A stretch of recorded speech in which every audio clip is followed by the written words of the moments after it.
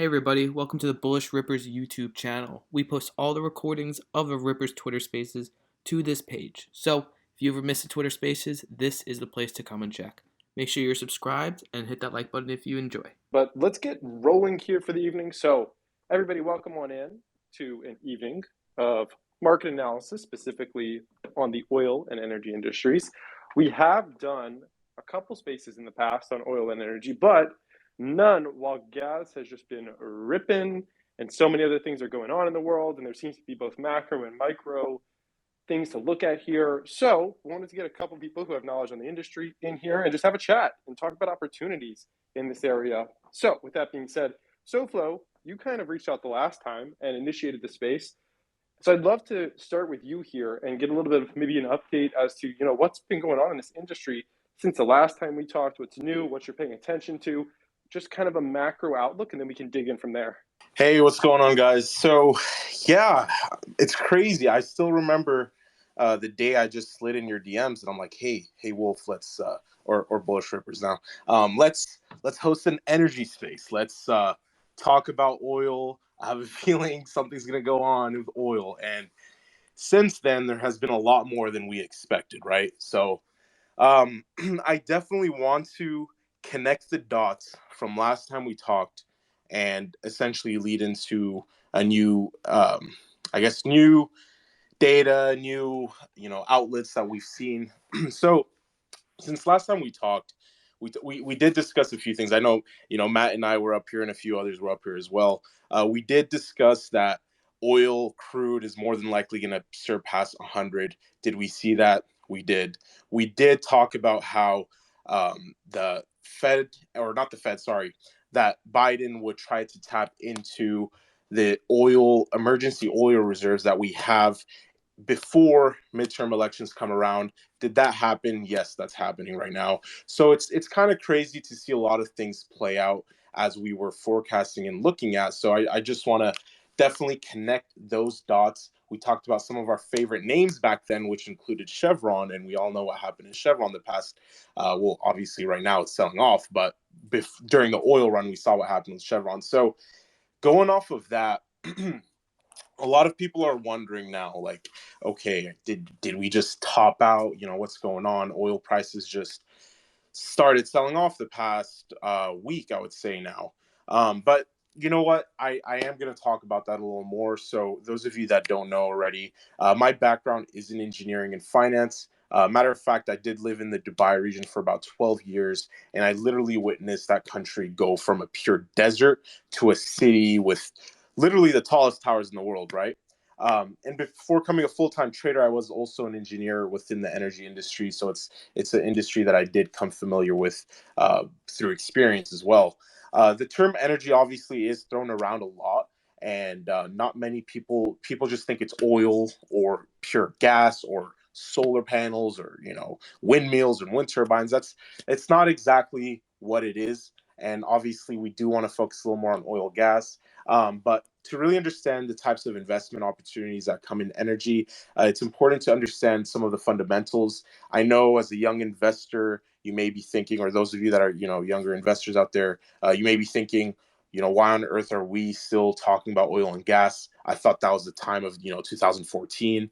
But at the end of the day, we're not using 100% clean energy right now. And believe me, I'm all for this innovation and improving efficiency of our energy industry. But at the end of the day, you cannot ignore the current demand. So the U.S. power generation, just so you guys kind of understand what's going on, the U.S. power generation, it is broken up into a few different demands. And 60% of the demand of our energy and power generation is through fossil fuels. And I want to just say fossil fuels because it's not just oil and gas.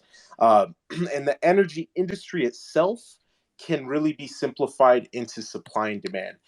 Back in April of 2020, the price of a barrel was literally trading at pennies. When I say the barrel, I'm talking about WTI crude. It was literally trading at pennies. And we hit nearly $130 a barrel just 2 weeks ago, which is the highest it's been since I think it's 2014. Is that because, everyone's driving an EV? No, that's just because we have a massive imbalance of supply and geopolitical issues. That is really the focal point of what's going on and what we've seen the past couple of months now. You've those of you that have followed for a while, you guys know that I've predicted many different market rotations in and out of energy. Last year, we did see the energy industry outperform the S&P 500, and I'm saying that because it's important to know that a lot of finance individuals and traders, investors, they like to use oil as more of a hedge towards the market. Now, why did I say that it outperformed the S&P? Well, oil is also used as a leading indicator where people are anticipating some sort of fear, inflation, or whatever it may be.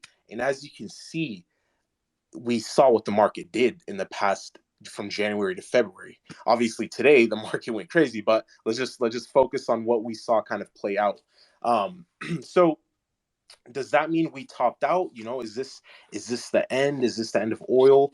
I do think we are going to continue experiencing more supply issues that will probably carry on to the end of this year. The industry is also in a transition to go towards lower carbon futures with clean energy, which is something that a lot of investors are looking at as well. So I do believe that the price of crude is about to peak soon, and I do believe that that doesn't mean it's going to fall, right? I'm not anticipating that the price is going to just fall. And with the US trying to increase its output and OPEC keeping things the same, I believe we will continue to see these high prices for the foreseeable future.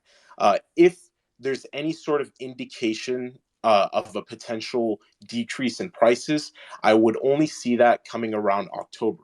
Yes, within the last 1 to 2 weeks, we did see oil sell off.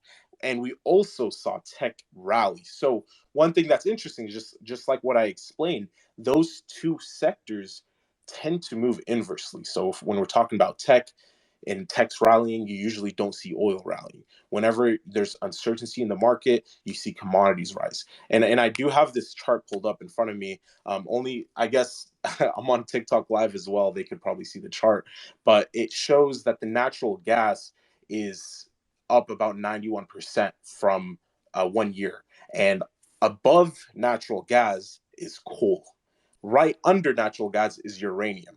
So there's a lot of other commodities in the energy and oil and gas sector that a lot of investors are paying attention to. So I do think all of those commodities are going to have extremely high demand moving forward, especially for the U.S., considering that we are the highest consumers in oil and gas per capita. But with that being said, guys, I mean, it's crazy. Like last time we talked, I was saying, yeah, like I vaguely said, yeah, I think we're gonna go over 100, and then boom, 130. That was insane. Obviously, unfortunately, that was due to war as well. That was one of the reasons. But with that being said, I don't think it's gonna stay um, I don't think it's going to just drop. I think the price is going to remain high, at least going into October. And if we do increase our output, and if OPEC in the Middle East does increase our output, which is a very, very big wild card, and it is extremely political, which I don't really want to talk about right now, then we might see some pullbacks in prices come October. If we don't see that, then there is a chance that we will continue. Oh no, did my thing disconnect? Let's see. We got you on here. You're good. Oh, I got an error on my screen, but I guess we're good. Yeah. So if OPEC doesn't increase and we don't increase our output, then I do think we're going to continue seeing WTI natural gas break not all time highs, break 130 within the next month or so. That's what I would anticipate. So yeah, that's pretty much my take on it for now. Really good start there. Love the overview. You're correct. You made some great predictions on that last one, and I like how you explained the reasoning on the necessity for fossil fuels at this point and the key reserves and OPEC. And there's so many different pieces playing into this. So just want to continue along this line. We have some great speakers here with tons of knowledge. Hope you continue to share it. I think SoFlo just showed a great way that we're getting into this. So Jack, would you like to bounce off that, go next with some insight into what you've been looking at in this industry? Sure. Yeah, really appreciate the background there. I'm happy to see an additional, chemistry or chemical engineer background talking about energy. It's not, it's rare to find that, and it's nice. It's refreshing to hear a balanced view that's kind of, all encompassing. I also, just for anyone who doesn't know, worked for ExxonMobil for about 7.5 years. Multiple divisions, but mainly R&D, as well as downstream and some chemical work on fuel cells and things of that nature.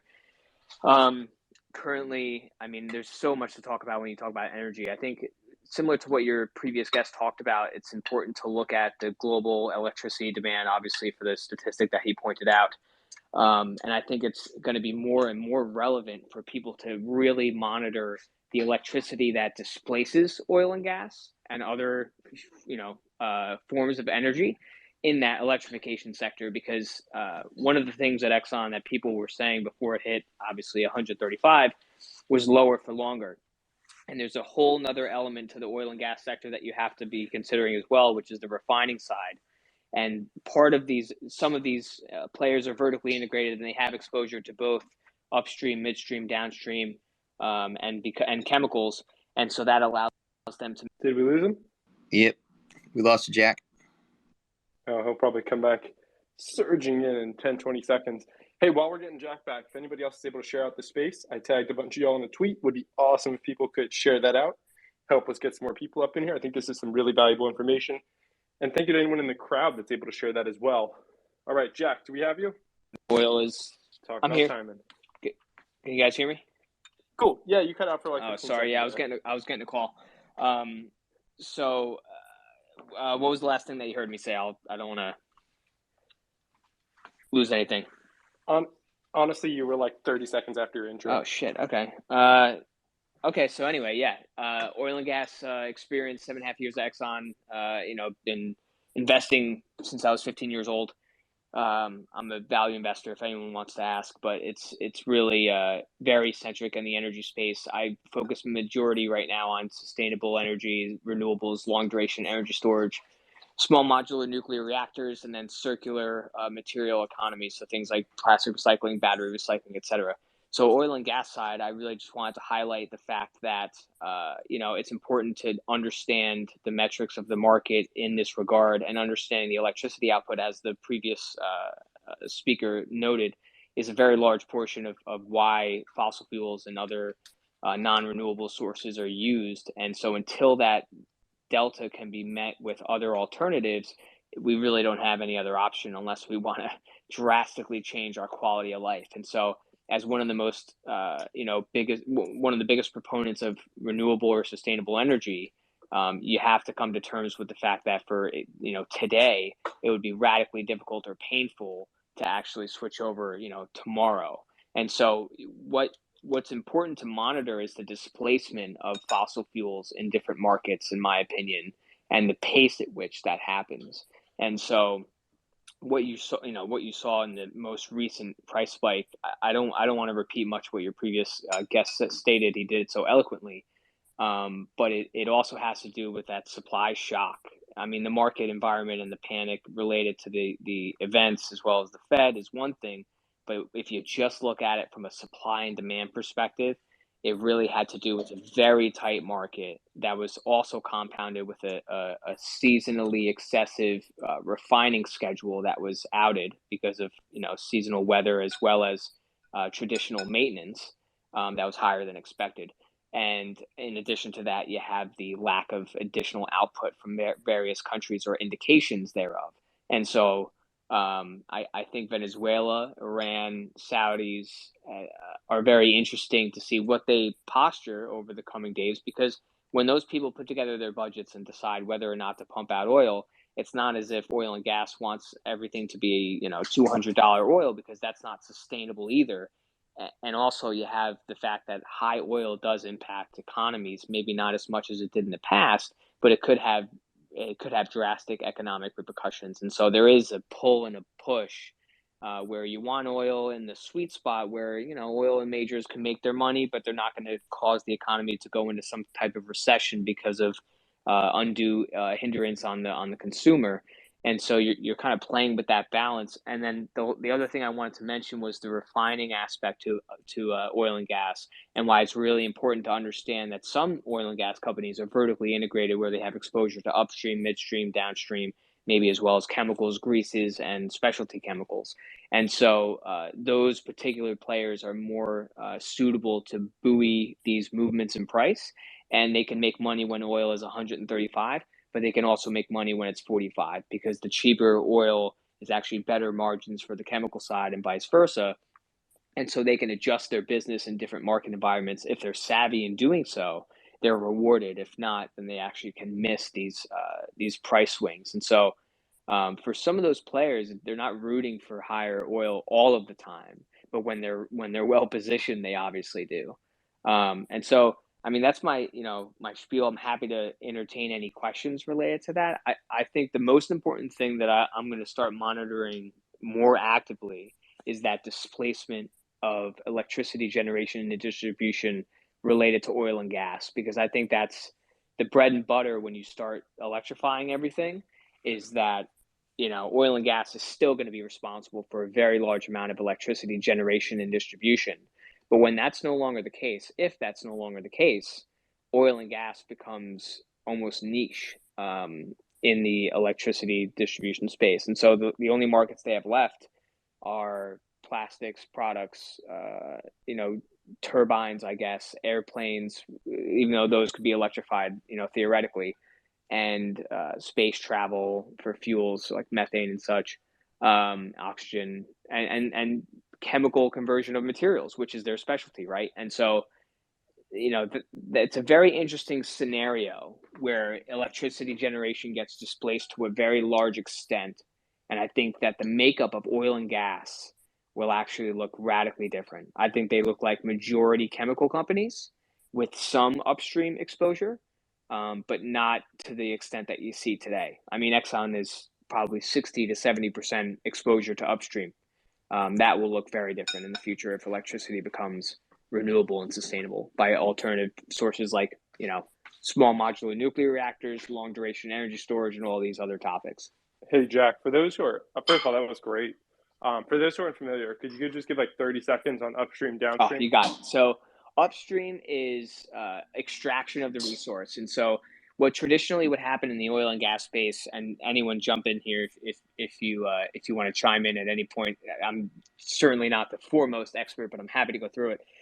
You have to extract the resource from the ground, right? So that takes equipment, manpower, pressure, water, all these components that you have to engineer the solution to get it out of the ground, whether it's oil sands, fracking, or if it's deep sea or Arctic, all these different conditions, and that costs a lot of money. Now you have to somehow calculate an ROI for that upstream project, and usually the oil and gas companies would either use free cash flow or cash in the balance sheet, or they would go out and do loans with banks to fund those projects, so that by the time that they had the project completed and extracting and making money from the oil, they can pay back those loans with interest at nearly no cost when you factor in the whole lifetime revenue of the oil over that resource. Downstream is, well, midstream is the movement, storage, conversion of the material from the well, if you will, into the refinery, and that's midstream. And so that has to do with people like Energy Transfer. Keystone Pipeline would technically be a midstream project, and that's a very intricate system and market within itself, and that has to satisfy multiple market segments. So it's not just one barrel of oil going in one direction. You have to think about things like naphtha, distillates. You have to talk about sour from this region or not sour from that region. And everywhere in the world has different oil that has different compositions, that has different needs. And so midstream is really learning where those fractions or those compositions should go and why, and then distributing them adequately for the world's energy needs. And so downstream is more of the refining and the conversion of the materials into all these different applications. And so downstream is really you have this barrel of crude, and there's thousands and thousands and thousands of different molecules in that batch. and some of them are better for different applications than others, and they crack differently and they split differently and they boil and distillate differently. And so you've got to decide in today's moment in time, based on that crude's composition, where's the best place for each of these fractions of the barrel to go, both for the energy demand of the world, but also obviously as a company for the company's bottom line. And so, there's, if I could put it in basic terms, there's tops and there's bottoms, right? And the tops is like the lightest things like jet fuel, things like naphtha, and then at the bottom of the barrel you have the heaviest crude that is going into things like asphalt, and things of that nature. And so if you think of it that way, picture a column and there's thousands of different slots in this column, and you have to choose where and when those different parts of the column have to be distributed geographically, but also market-wise, to make sure that your bottom line, works out to what you projected. And so that's kind of what oil and gas people are doing on a daily basis, based on what they're extracting, where they have to distribute it, and which market is best to serve at this point in time. Perfect. Well said. Thank you, Jack. Really appreciate you being on here and breaking all that down. Absolutely. Awesome. All right, Matt, I would love to bring you into here. So we've heard kind of the upstream, downstream. We've heard a little bit on the, actual what's going on behind the scenes. I feel like there's more gaps to be filled in here. What should retail be paying the most attention to in all of this? Yeah, let me go ahead and chime in. It's so great to have everybody here. I actually had a chat with Jack about a week or so ago. Jack's I think you're a chemist, right? Correct? You have a bachelor in chemistry, self-well as a chemical engineer. I also am a chemical engineer, or was. My background also in oil and gas. I was a reaction and reactor design engineer. I was a run plan at Dow Chemical. I used to run acrylic acid monomer unit. And these days, I used to write statistical and growth catalyst wear and tear models for chemical reactors. Now I do the same thing, extracting market maker options from options data. It's numbers, it's just something different. And I love the idea that people have such complexity in terms of trading. Engineers a lot of the time end up getting into this environment. When I worked in oil and gas, part of my tenure there was to plan around it. And I'll answer your question in a second, but just to say something that's kind of a cool aside is that we would buy catalysts to repack the reactor. It was anywhere from $5 to $10 million. You can the reactor get repacked, on a schedule of anywhere between like 3 and 7 years. And different batches would have different lifetimes. You can run it faster when you need more production, but you'll burn it out faster. So it was an economic model to decide optimally when you needed to repack your reactors and buy this catalyst. You had to buy it a year in advance, test it out, then turn it in. So basically, we had to study the commodities markets because the catalyst we use, I can't talk about the proprietary recipe, but it used a lot of metals, and a lot of those metals come from around the world. So we would watch commodities markets and commodities prices and study trends as part of my job as a reaction engineer. So it kind of got me a little taste of the commodities market back in the day. So it was an easy segue for me to get into trading commodities when I first got started. I started trading oil as one of my first things. The first thing I traded in stocks is bank stocks. When I really got serious about trading, I was trading oil futures. And it was just a natural segue from my experience in studying commodities markets to really kind of dive into it. I had experience from that point of view. And then I just kind of, as I learned trading, got really interested in all the economics that go into it: supply, demand, usage, production, everything. So as far as retail's biggest concern is how come, and you hear this question all the time, is how come Russian issues, when we don't use a lot of Russian crude, are affecting crude prices locally? And there's a lot more to it. And I want to build a thesis for a lot of people, is that the crude oil pricing issues that we're having now I think is still more related to COVID than it's related to Russia. I think the natural spike we've seen, obviously, short squeezing against the possible issues that's going on in Russia. But I've made a few arguments on my tweets, and I shared all of them above. The main one being the Commitment of Traders, and you can actually see the commercials. If you look at the Commitment of Traders, it's a report that shows how the different the futures themselves are held by different categories. And CFTC reports this once a week, and it kind of tells a storybook. And I always talk about it when I talk about the index products, but when I talk about oil, it's almost just as important to understand this for that. And actually probably even more important, since a commodities have a lot more, I guess, short-term catalyst and changes than say an equities market is. That's a little more diversified. So you can see what the little section I shared at the top, it says commercials, right? Producer, merchant, processor, user. And there's a little red line that I circled that's been amping up since basically the middle of 2021. Everybody remembers kind of April 2020 when the carry cost of that contract became so much, it exceeded the barrel of oil by another $40, and oil went negative for that contract, right? Ever since then, we haven't seen much else other than oil recovering back, or the contract price recovering back to the spot price normal average over the last couple of years. But ever since about middle of 2021, we started seeing a change. And a lot of that comes down to, there's a couple of things I wanted to share with the group. Let me pull up a chart really quick. I made one.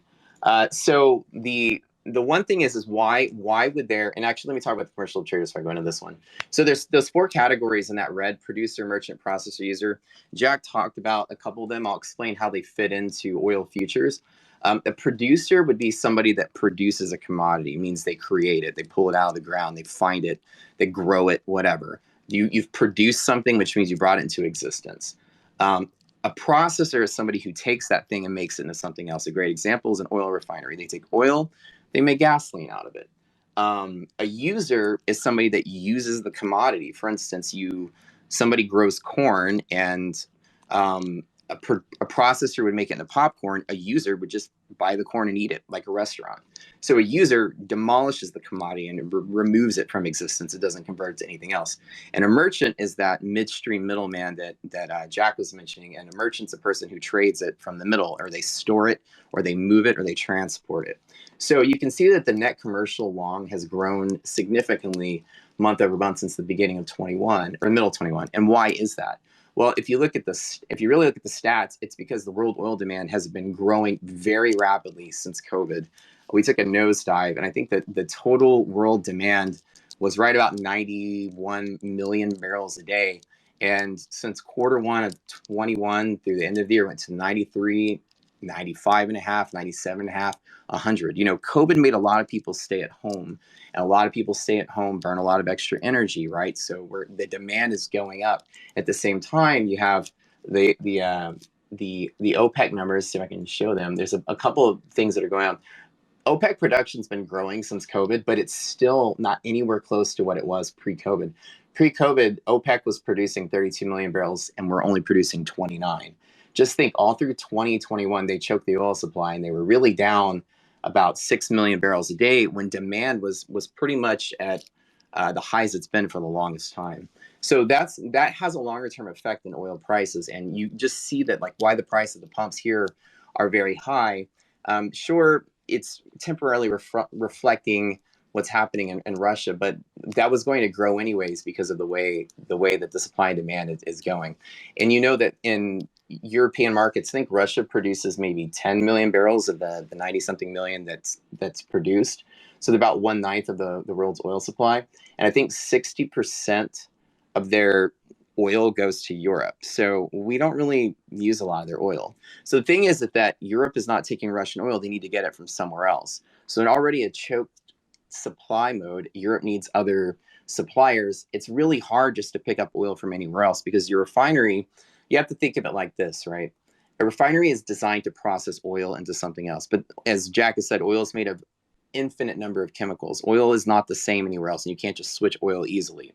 If your plant buys a certain kind of oil, when you design a plant, which is the first thing you did out of college, was designing parts of refineries, is that you have to have a certain spec of oil, specification. It has to have a certain amount of salt, a certain amount of water, a certain amount of metals, and you design into that, which means if you go out of spec, your plant can't process the product that your clients need. So any kind of oil is useless, and you have to retrofit your plant. It takes a long time to do that. If you need to switch crude, sometimes you need to install a lot of equipment, and that takes anywhere between, depending on fast track project or not, you maybe already have it designed. It takes 1 to 3 months to get it shipped and installed. What is the lead time on that? In the period of transportation logistical problems, the lead times are probably very long. So it's not quick to turn around your plant and buy a new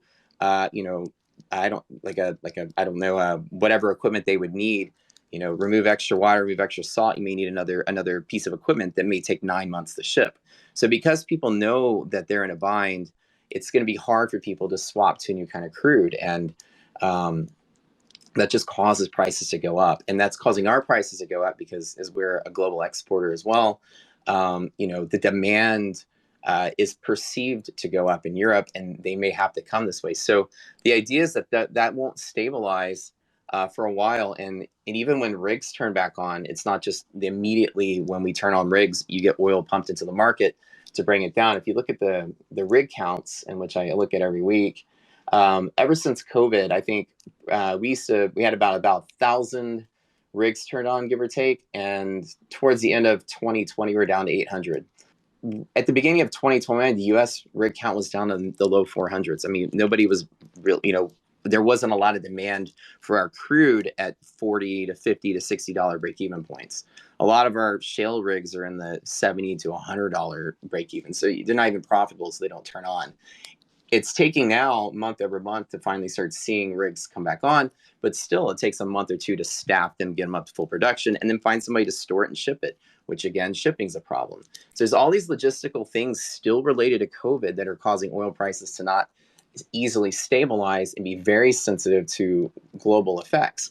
I wouldn't think that if we didn't have COVID, I don't think Russian conflict would have spiked oil to $130. I think the cartel choking supply at a time when we're not producing a lot at just the right time, post-COVID, has just made oil sensitive to any kind of news like that. Because remember, when we broke to $130, $150, it was a direct conflict between 3 oil-producing countries, us, Afghanistan, and Iraq. That's a huge deal, right? And that explains the $150 oil when we got that in the ramp up to 2008. But Russia invading Ukraine, the reason for people thinking or the oil prices going up, I mean, you're just getting a lot of short covering, a lot of short squeezing. People know that if you look at that community of traders, that the producers are trying to guarantee that they get oil shipped to them. That's why they're buying. The net long of contracts is going up. Every single piece of the production chain wants to guarantee they get the oil coming their way. And that's why you see more of them are trusting the futures market than they are trusting their oil broker on the spot market, which is typically just a phone call away. So they're relying heavily on futures markets, and that's been squeezing shorts a little bit harder. So in reality, our oil prices or our gasoline prices aren't going to stabilize anytime soon. They're not going to.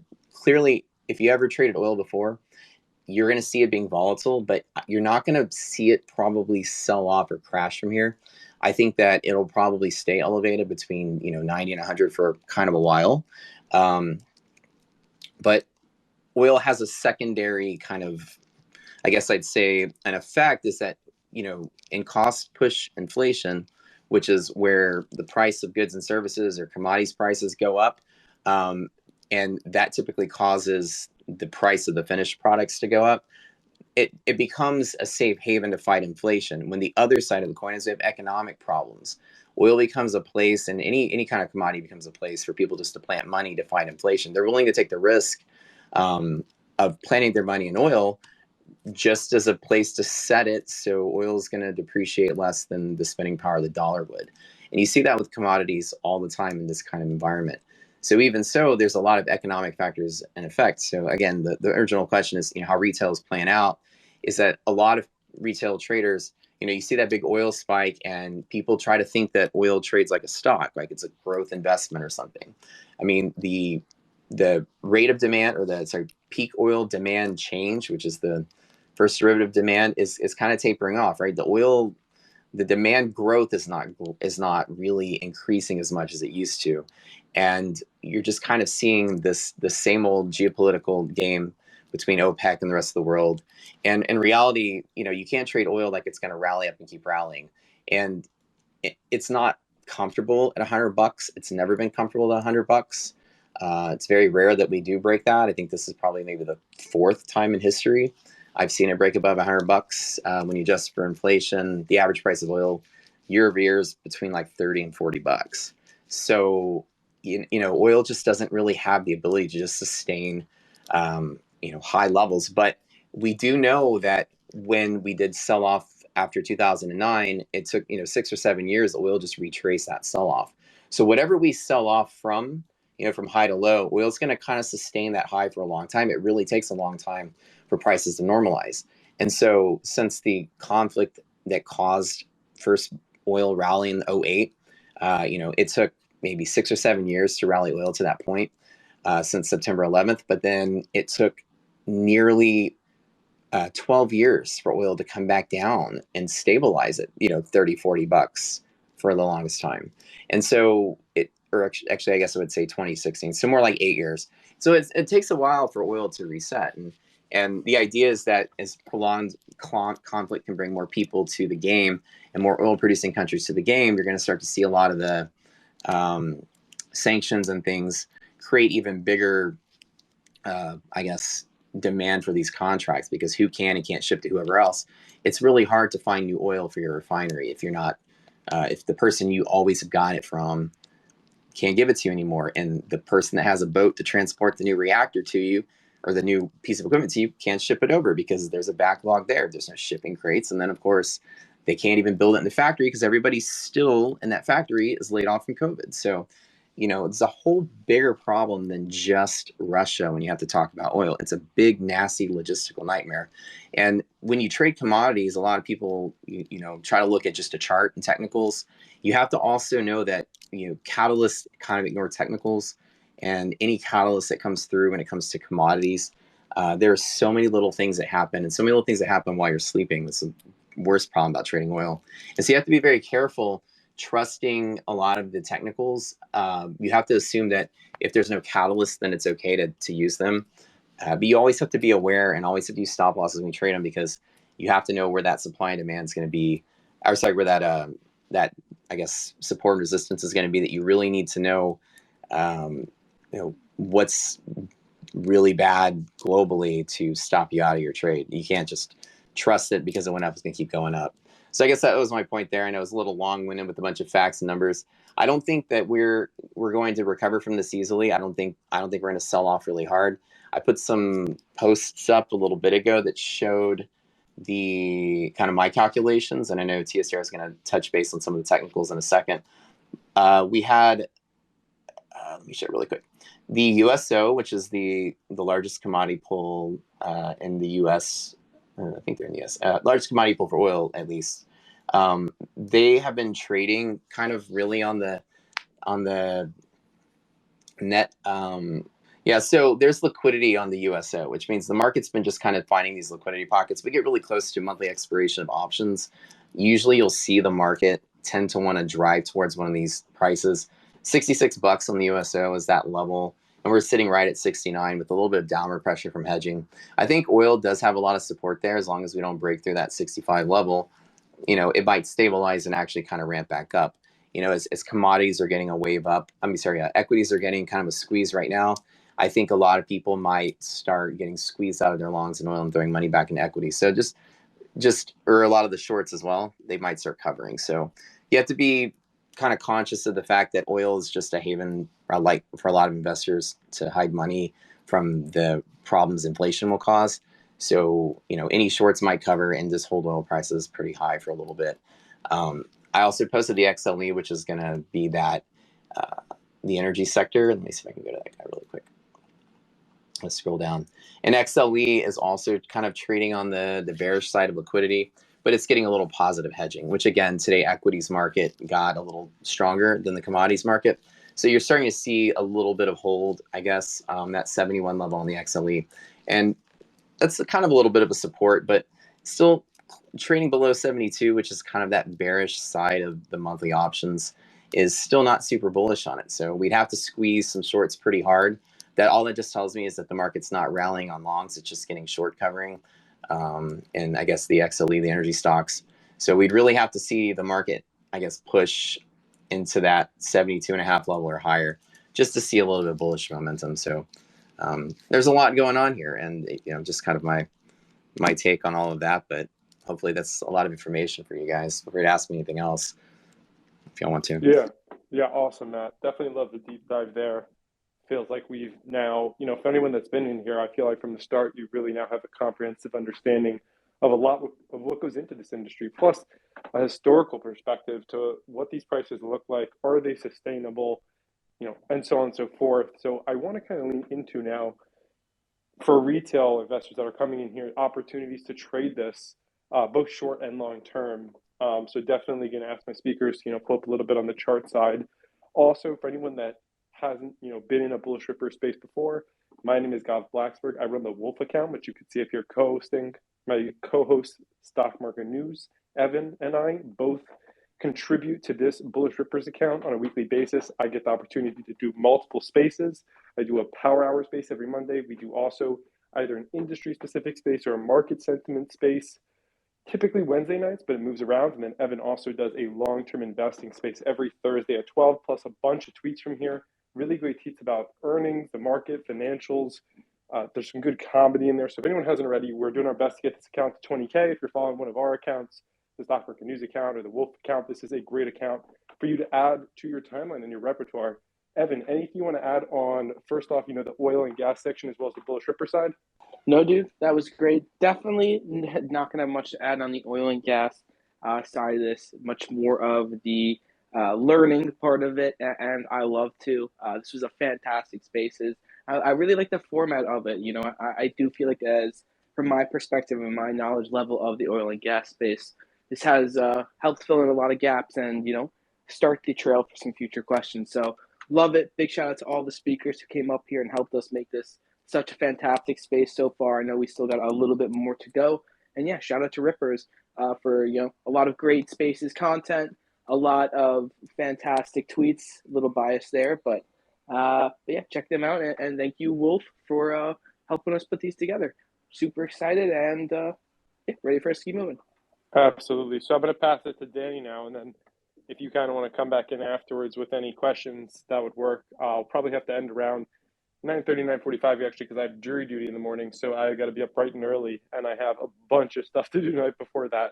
So Danny, I wanted to come to you. I feel like we've gotten a really good look into what goes into the macro side. Now I'm curious, from the trading side, I know you always have your charts and setups. What are you looking at within the oil and energy industry? What are some of the charts telling us? What are some of the names that stand out to you? Yeah, thanks for having me. Yeah, obviously, no doubt about it. Oil and gas have been the play of the last couple of months. But I think, unfortunately, for those that have been in for, let's say, pretty much this year, I would say the last 2.5, 3 months, it's been a really nice ride, especially looking at the broader market, which has pretty much been tanking.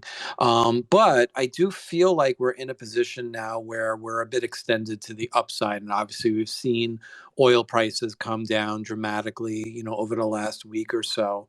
And right now, what I'm looking for from a technical perspective are those pullbacks. I really like watching that 21 EMA on the daily chart, and we're starting to see some names come down to it. Some actually have uh, basically gapped under it. I think, ZOM, XOM was tapping that 21 EMA last week, or I apologize, on Monday, and then Tuesday gapped down. Today we're holding right on that 50 SMA. So that's looking pretty ugly. But a company like Chevron, they still are holding over their 21 EMA. So they only had 2 red days with the last 2 days with that gap down. Prior to about 12 to 15 days of uptrend. So, anytime, doesn't matter what market you're in, whether it's oil and gas or technology, if you have a stock that runs really hard, gets too extended over its key moving averages, you have to believe at some point it's going to pull back. It's just the law of nature. It likes to revert back to the mean. And for me, the mean usually is that 21 EMA. And so, just looking at some charts, I think, Chevron is one certainly that I've been watching. Antero Resources is something that I've been watching. Actually, that's not oil and gas. Apologize. Just have, 1 second. Yeah. So, ZOM and Chevron, ConocoPhillips is another producer, but what's interesting too is, as different, as different as, commodities trade versus, relative to regular stocks, the type of setups look really the same. XLE had a beautiful cup and handle going into the end of the year. And once it broke out, oil shot up and we made the perfect measured move, extended a little above that, and now we're pulling back. So yeah, I mean, I'm not seeing tremendous opportunity right now. I agree with what Matt said. I think oil prices are here to stay, between that 90 and $100 range for a little while. A lot of supply chain issues, a lot of noise going on with OPEC and with the oil producing countries. So no need to repeat what was said, but I don't see a tremendous opportunity for the type of move that we saw from December to March. I think that was a really big move. If you caught it, congratulations, but don't expect a big, massive move like that in the next 3 to 4 months.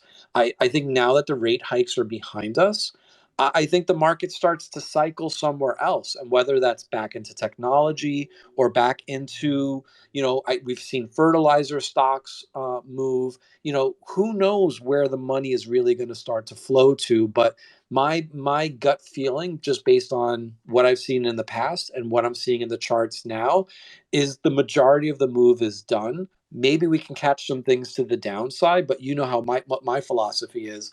I'm looking for relative strength in the market, and I'm not necessarily putting my eggs in the oil and gas market basket for now until something changes. Awesome, Danny. Appreciate the insight there. Thank you for the charts. And yeah, certainly a bit overextended, but not something that a lot of people want to come in and bet against right here. So I like that 21 EMA. Are there any other indicators that you found have been working pretty well with this industry? Not specifically. I mean, I'm a very much a technical based trader, so I'm always going to use the tools that I use. I look at a chart regardless of what the commodity is. I think Fibonacci works quite fine. The TTM squeeze, the anchored VWAP, they all work relatively similar on all kinds of charts. Doesn't really matter what you're trading. It's just the velocity of the move. You don't necessarily see oil and gas move like tech stocks. And that's kind of what we've seen in the last 4 months. So right then and there, you have to take a moment and pause and say, well, this is pretty abnormal. This is not normally how oil and gas moves. So something else is obviously going on. And then you have to put the caution hat on and think, okay, well, if I'm going to be in a trade, I've got to be more cautious, because as fast as something like this goes up, likely means that rubber band effect is going to happen. It's going to snap right back. And I think that's partially what we're seeing now.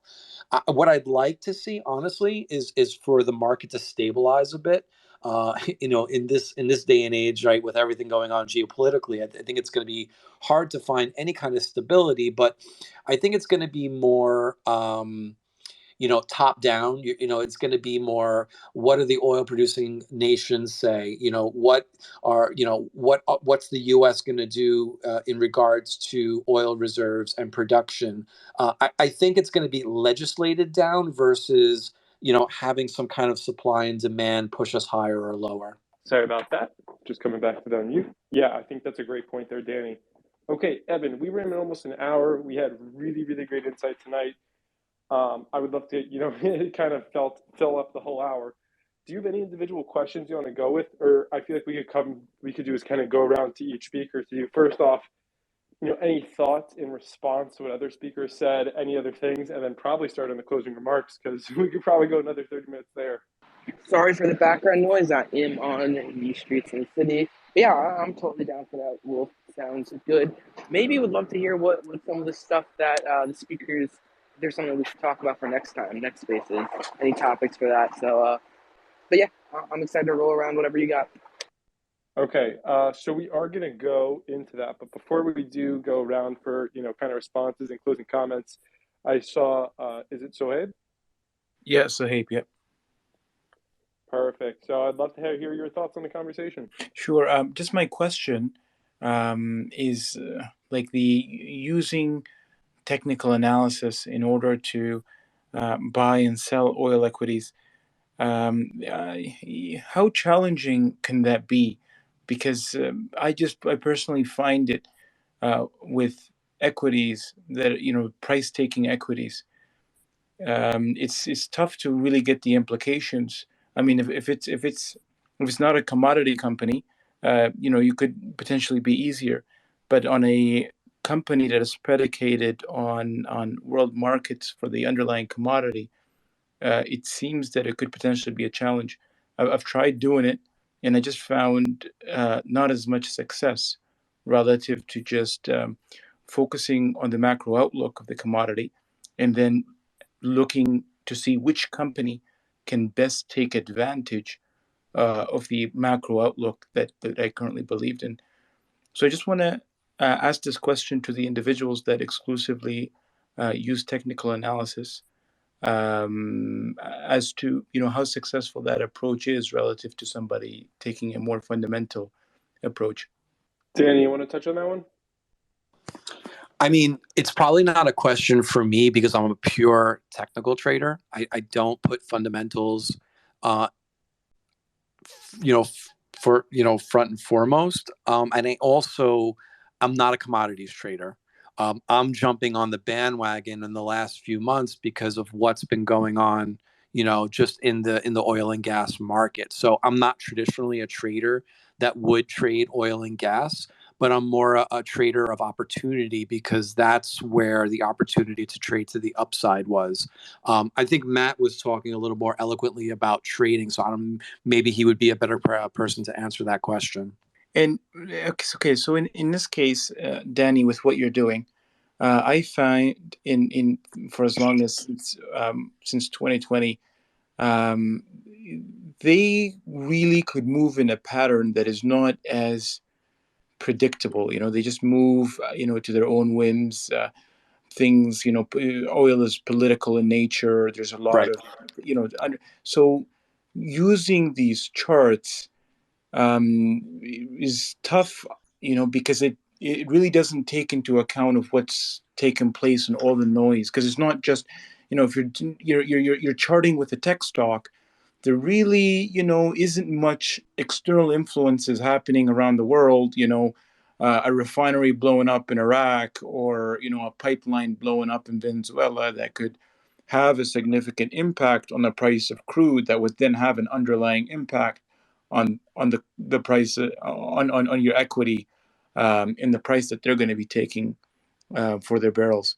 So this is why I'm just trying to get a better understanding of how useful that approach could be when you're dealing with commodity companies, relative to a more fundamental approach.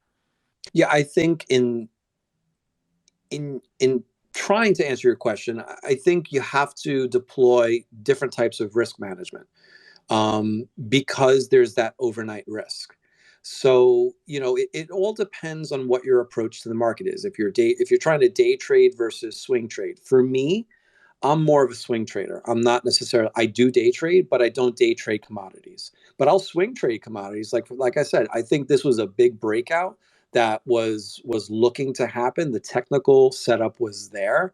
But for me, because that is not necessarily my bread and butter, I will deploy stricter risk management protocols. I'll have tighter stops. I'll scale out versus scaling in. As a swing trader, I normally scale into trades. I'm building a position on the way up. When I trade things that I'm not comfortable trading, but I'm comfortable trading the pattern, I'm taking a bigger position at first and I'm scaling on the way out.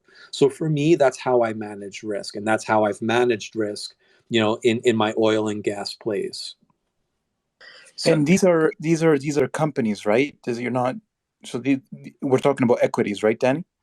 Yeah, I'm trading companies. I'm not trading the actual underlying assets. I just wanted to make a point, Saeed. Tell me if I'm getting that name right. Is that I think the most valuable thing, if anyone wants to trade oil and gas, is, to your point, to start by understanding the underlying commodity. And it's just my 2 cents. Start by understanding the basic supply demand picture.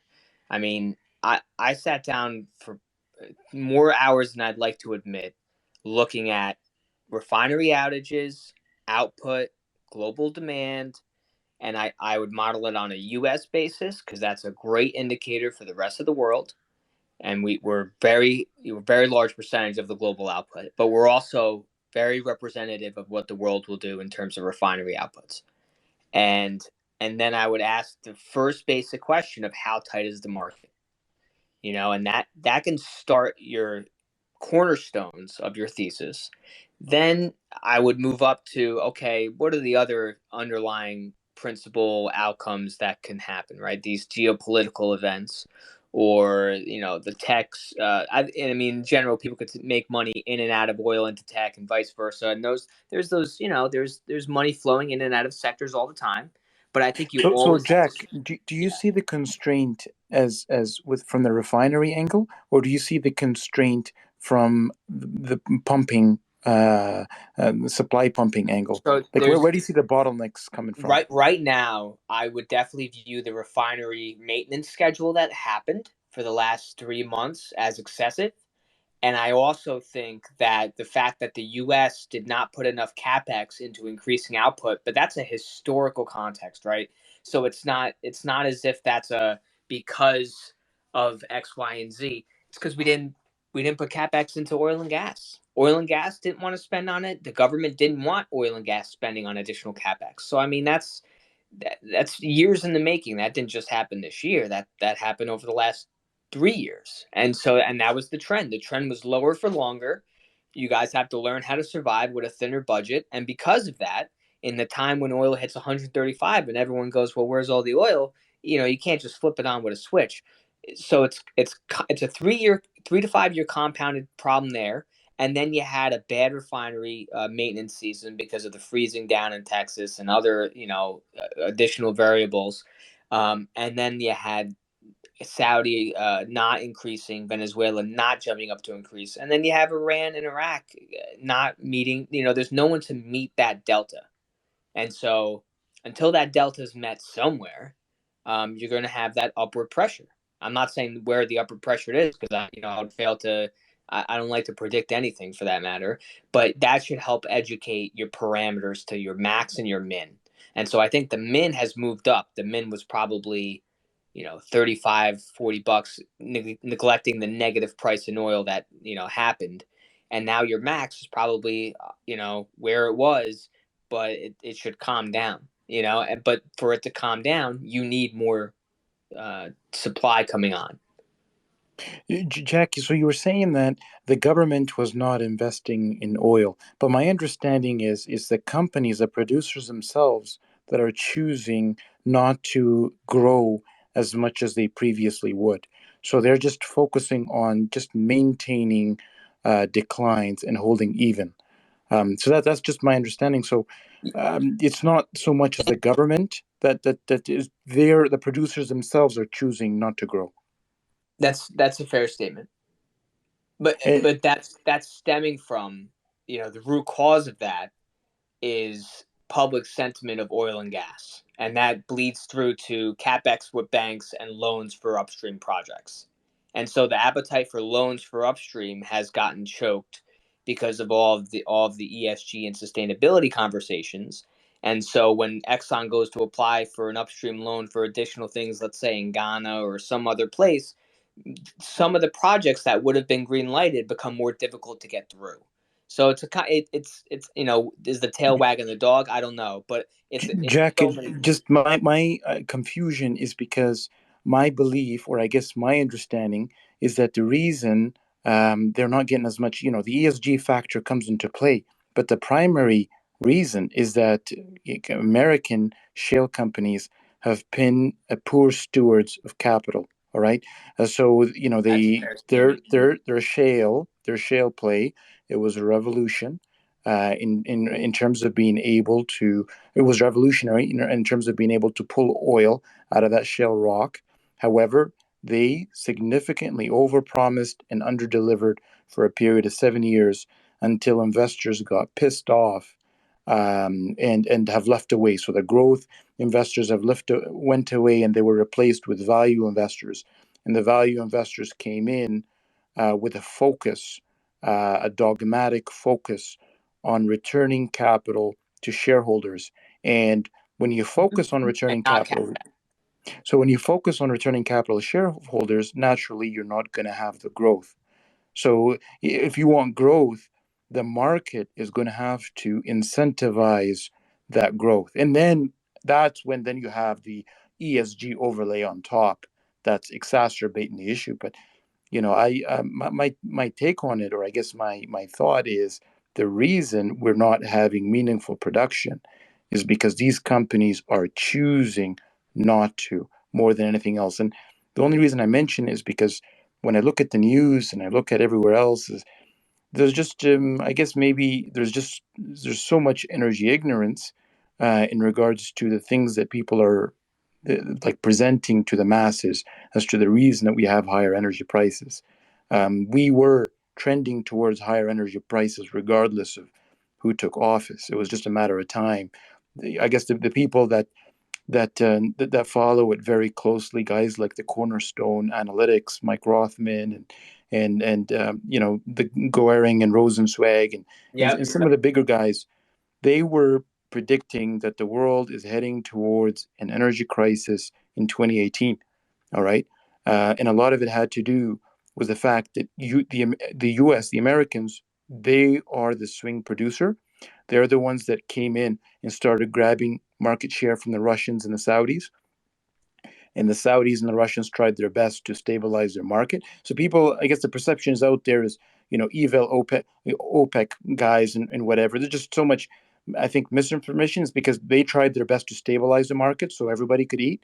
But the American shale producers, they weren't getting compensated based on what they were getting for their barrels. They were getting compensated based on growth. So it was growth at all costs. Who cares? They got their compensation packages and flew off into the sunset.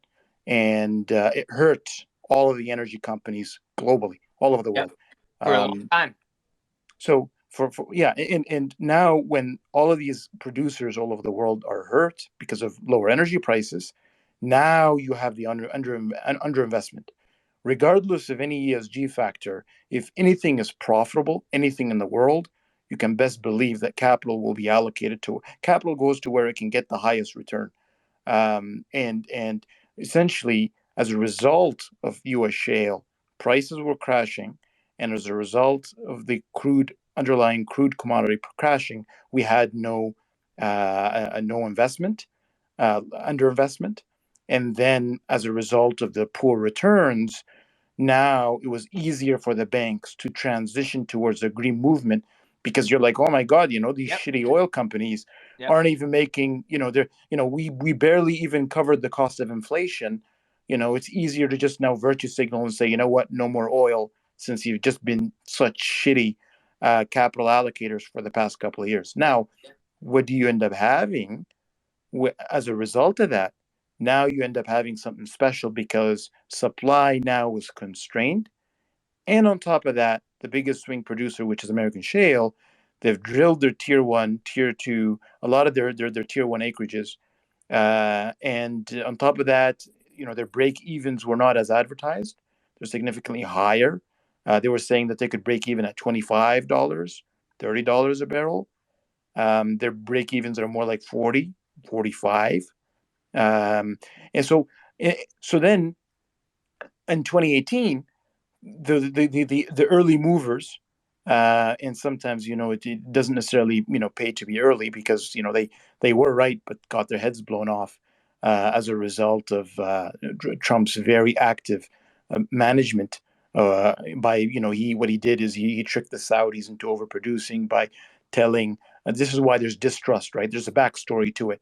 He told the Saudis, listen, I need you guys to overproduce because I'm going to sanction Iran. And then once the Saudis overproduced, he's like, you know what, never mind, I changed my mind. It was all, they were just doing just temporary band-aids, short-term band-aids, whatever and the nature of, doing these short-term posturing and maneuverings, end of the day, you end up running out of movement. You end up running out of place, right? And that's where we've eventually gotten to now. Now Biden can go and on his hands and knees and beg and plead and do whatever. Nobody wants to hear anything because they remember, what took place under Trump and how they got, burned and so forth. So, my I try my best to be apolitical when approaching the commodity, just because there's no, I found through my experience, it's just a matter of shades of gray, right? There's no real absolutes, but the ultimate, I guess, the ultimate summation I wanted to share is the fact that the guys that were early in 2018, they end up getting smashed because of Trump's policy and being an active manager of energy prices through what he was doing. So they weren't able to get the reap rewards. And then once you end up in a situation like that, it takes a while for the inventories to rebalance. And then by 2020, early 2020, all of them were super excited. They were like, "Oh my God, we're really entering into a structural bull market here." COVID happened and it just blew everyone's head off. Some of these fund managers were down 80%. I mean, you look at Kathy and she's down 50, 60. I mean, that you're down 80%, 90%. And then what ended up taking place is the individuals that were able to see past the fear and recognize that the world's going to need energy, and the bull thesis that took place, now you end up with a situation that is getting exacerbated. So if you have a thesis that we're starting to demand is starting to outstrip pumping capacity, you end up in a situation now where maybe 30%, 33% of American energy producers go out of business. And now you have guys that are laid off. You've got so you have a decimation, and on top of that, because of now the ESG thing, governments, especially in Canada, governments looked at them and was like, oh well, you guys are choking. Really, it looks that bad? All right, let's see if we can stick a fire hose into your mouth, right? And the messaging was, we're entering into a frontier, and now is the opportunity we can say no more oil. Now that we see them on their deathbed, and now when we get out of it, we're going to enter a new world of remote living and what is it, the electric vehicles. And so as a result of that, there was a lot of prognostications as to the new world. And then people were pumping an idea of a reality that far superseded where we currently actually were. So now the individuals that were able to get in, they saw the tech bros and everyone else, celebrating and having a great time, and the Bitcoiners and whatever, because the guys that came in, it didn't really rally significantly till the end of the period of 2020. It was just a matter of trying to get more clarity as the crude inventories around the world stabilized. At the beginning of 2021 is when we hit, about a month later, somewhere in mid-January, we hit $60 a barrel. And then we ended up getting the situation in Texas, the polar vortex that came in, and we saw a spike in prices. And that's when the party started meaningfully taking off. And then you ended up getting, from that period of February all the way until the end of last year, you got individuals that were able to see about 400, 500, 600% returns last year. And it came by buying and just sitting on your ass. Like, it's pretty much all.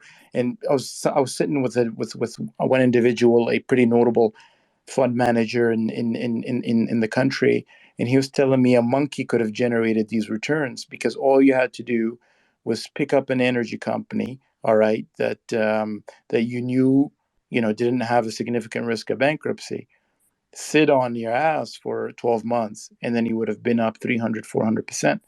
So the reason I mention this is because I feel that the commodity plays are a little bit different, in the sense that they require the majority of the time, to be placed in understanding where the macro outlook is, the higher direction.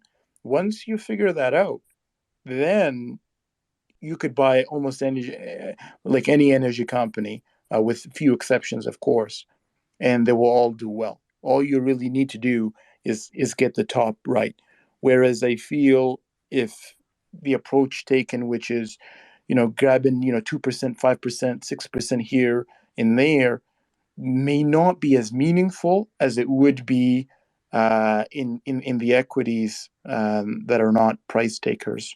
So this is I went a little bit long-winded, but I just wanted to just share a quick, for the new guys, a quick just A to B in regards to the outlook on the trade, and just a suggestion or recommendation for anybody that is interested in getting into the trade. Another individual talked about upstream, midstream, and downstream. Your upstream, guys, is where you're going to get your highest sensitivity to a rising oil price. So if you are trying to get torque, that's where you want to be.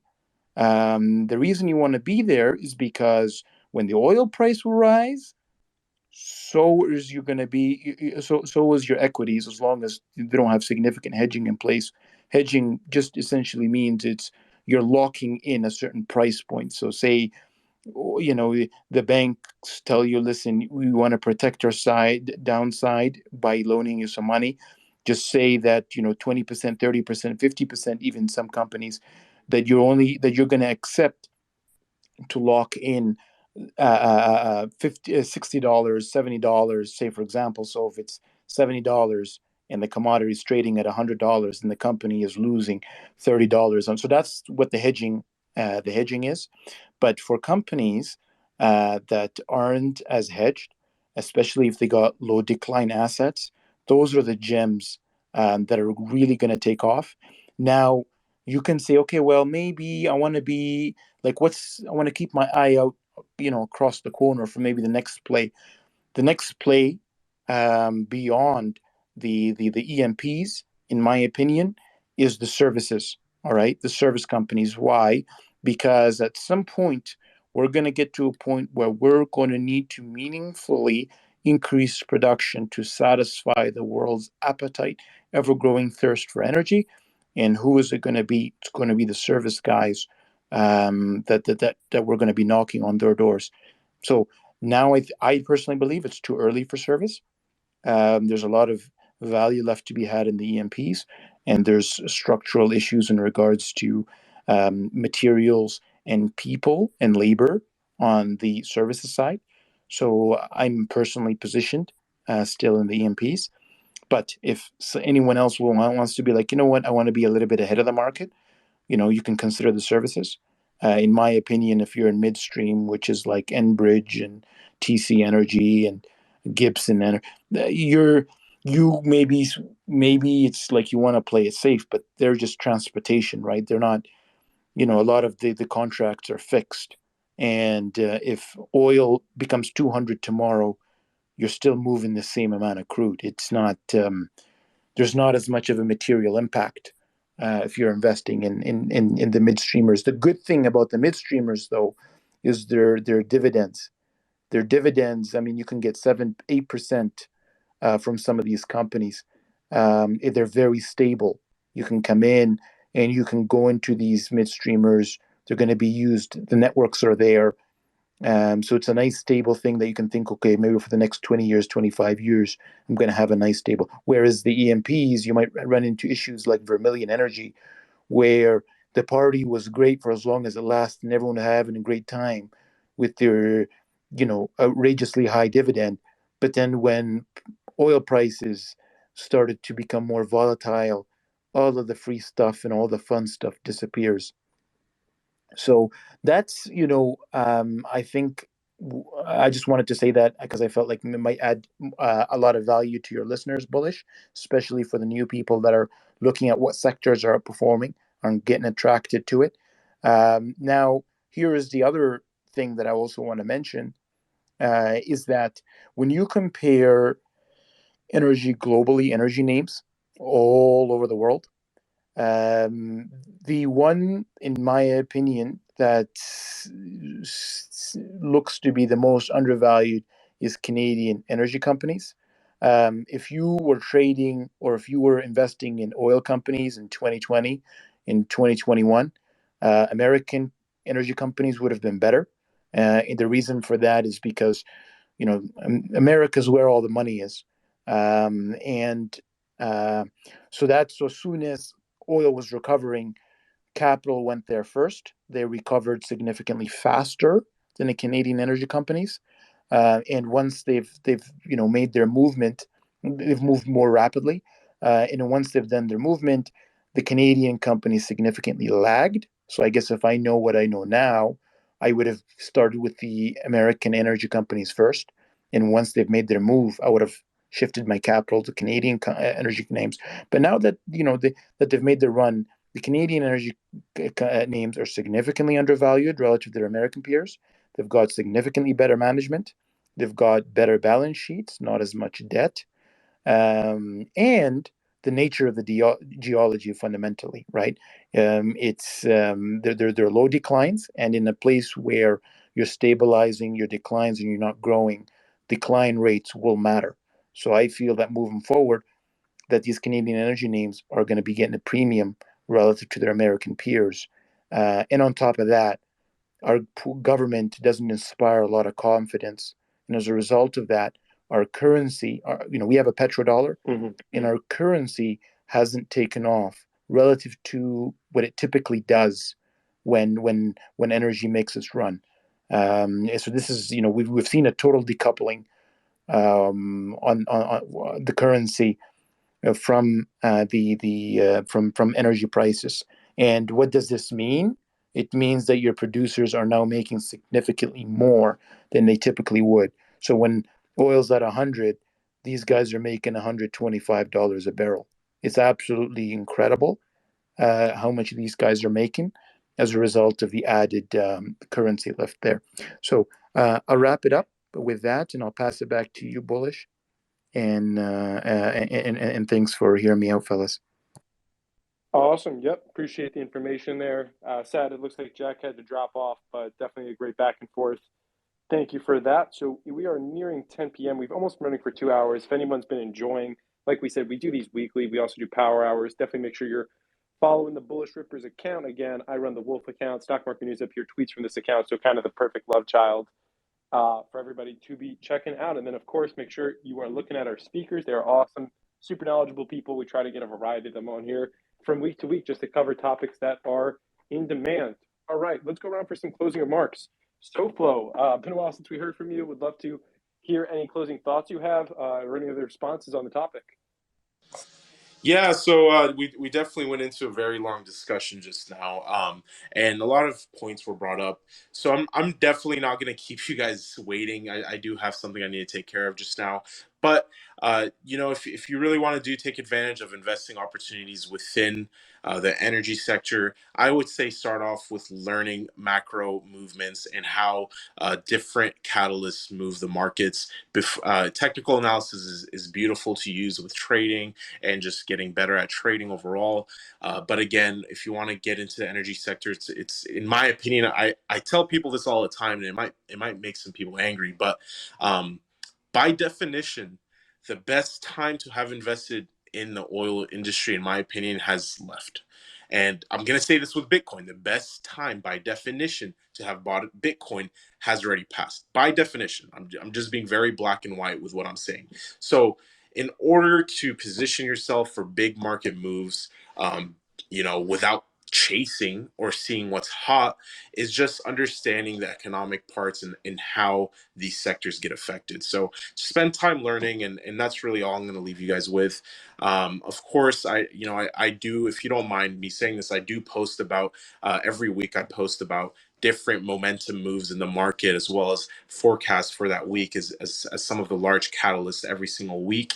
And that's some way I like to manage being ahead of catalyst moves and economic movements as well. That's one way I'm able to apply technical analysis to those individual names or sectors based off of a weekly catalyst calendar. But have a great night, guys. I'm live on TikTok right now, so I'm just going to go over some trade ideas for the week. I hope you all have a great idea. I have a great week. I'm going to go ahead and jump out now, and I appreciate you guys. Take care, everyone. Awesome, SoFlo. Great having you on. Good luck with the live stream, and looking forward to the next one. I'm sure we'll run back another oil and energy one not too far off in the future. Okay, Matt, any other closing remarks from yourself? No, I didn't even realize it's been going on for 2 hours. It's so much great information. I love hearing. Yeah, I don't actually spend a lot of time actively trading oil anymore, but I still like to follow it. It's always been my first love, and it's always great getting together with all of these really fantastic speakers here.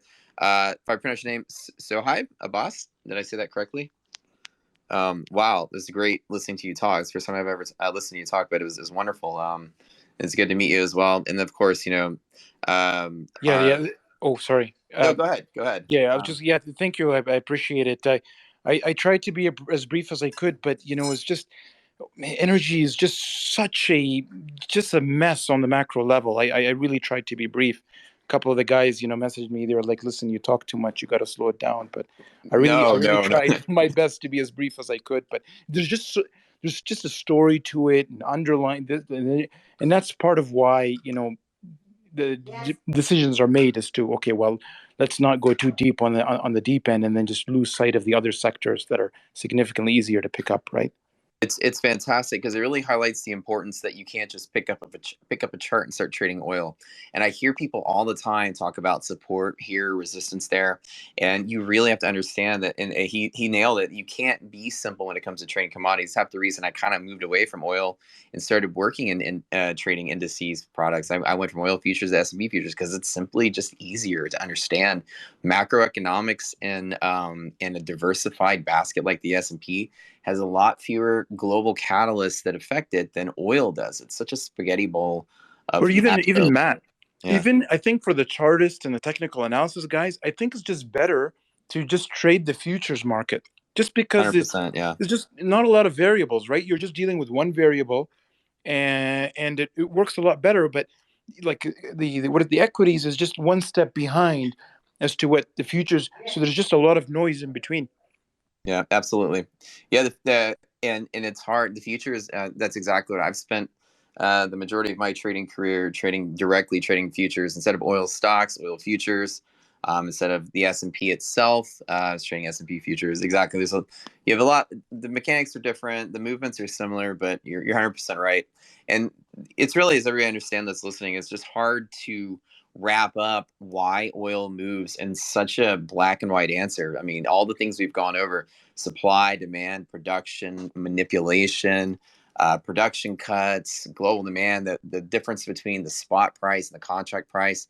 Right now, that committed traders thing I posted, people are buying oil contracts just to guarantee the delivery of oil. You can't phone your broker and be like, "Hey, I need a barrel of light sweet, or I need a tanker of light sweet crude tomorrow." They may say, "Yeah, the tanker's broken and we can't get repair parts for it," or somebody else bought it, we can't find it. The idea is that there's a lot of, I guess, dissonance between what people understand that moves commodities markets and what people are classically trained as traders to look at a chart and look for patterns. I'll tell you from years of trading oil, it's really hard to find patterns because all of the catalysts that come through have no explanation other than straight manipulation. I mean, it just comes down to a great story I love to tell, and I'll be brief on this one. There's a story that why the oil market crashed when we had the shale boom, right? We knew that Obama was going to lift the export ban, which made us a potential supplier to China, who was rumored to stockpile oil in their strategic reserves, I think in 2017, for the potential future invasion of Taiwan. This is all rumor and speculation. So what the Saudis did to prevent us from taking the market share was purposely flood the market to crash oil prices to kick us out of the game. Imagine your chart seeing that in a pattern, right? That is a massive game of chess that so many brilliant traders and brilliant players play on the global scene. And it's always a fun thing to study and is a horribly hard thing to trade. So that's all I got to say. Matt, I just want to add something real quickly. So what ended up happening was, so the OPEC, they approached the American producers, and what they said is, okay, let's come up with a quota so we can stabilize. But the American bravado and the capital machine didn't allow for that. Was They like, said, yeah, no thanks. do your thing. Sorry, we're gonna yeah, do no our thanks, thing, yeah. right? So this is, I just got to clear it up because, and this is, I think everybody should read the book Crude Volatility. The author might come to our spaces at some point, but this is just, if anybody's trying to understand the energy market, this is a mandatory reading. Crude Volatility: The History of Boom and Bust Cycles. and it explains to you the critical role that the cartel plays in helping stabilize it. Because think, even if somebody was to consider what is the absence of the cartel, what is the absence, what would you have? Prices would because it's always a lag-on effect. How would you know when you're producing enough? How would you know when you're not producing enough? You know, at one point back in the 80s, they had to send in the American military to stop producers from dealing oil because it was crashing prices, and it led to a period of increased volatility. So that you need, with these commodities, you need, especially with crude, you need a governing body that can control how much each entities produce. Otherwise they're going to pump themselves into bankruptcy. They're going to drill themselves into bankruptcy, I should say. So I just wanted to add that little thing on top there, Matt, in regards to the importance that these Agreed, regulators play. 100%.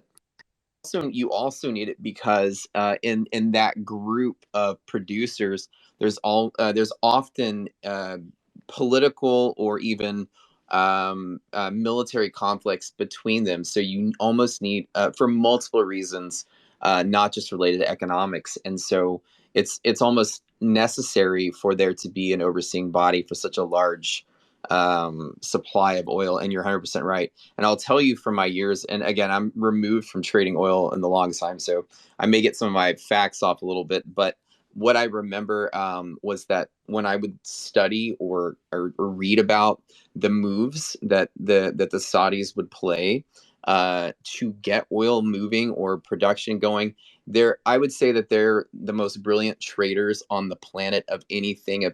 They make these finance guys and Wall Street guys look like chumps because the moves they make are so intricate. You read those oil reports, those OPEC reports that come out, it is almost like watching a master chess player play because they understand the game better than anybody. And not only the oil game, but the trading game. These guys are masters of financial markets, trust me. It was almost, when you'd read it, you kind of get tingles on how masterfully crafted some of the positions and moves were. So it's a pretty neat thing. I'd like to read that thing you were talking about, by the way, as a closing remark. So send it to me if you don't mind. Awesome.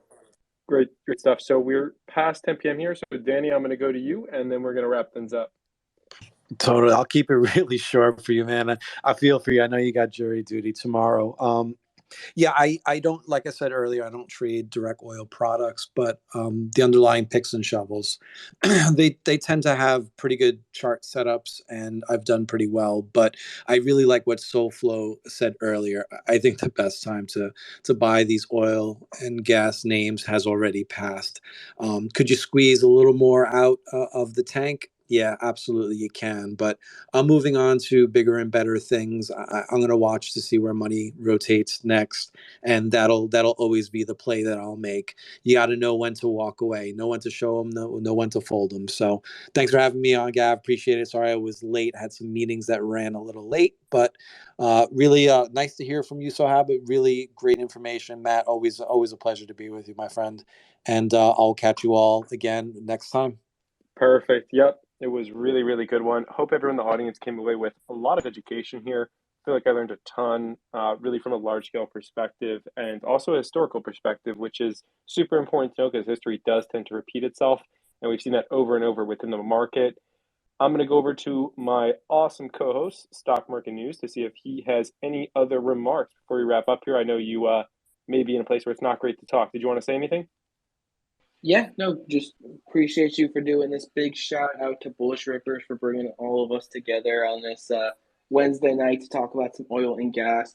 Shout out to SoFlo, who's had a drop off, for kind of sparking the idea and coming to us. And a couple big shout outs to the speakers for making it such a fantastic space. And as always, Wolf Financial, the king of spaces, Gav, the guy talking behind the Bullish Rippers account right now. If you enjoy these spaces, make sure you are following the Wolf account and the Bullish Rippers account, but that Wolf account is definitely a must follow if you enjoy this type of content. Yeah, all from me. Keep it brief. Perfect. Yep. Really, Unless really great. you just skip jury duty tomorrow. But hey.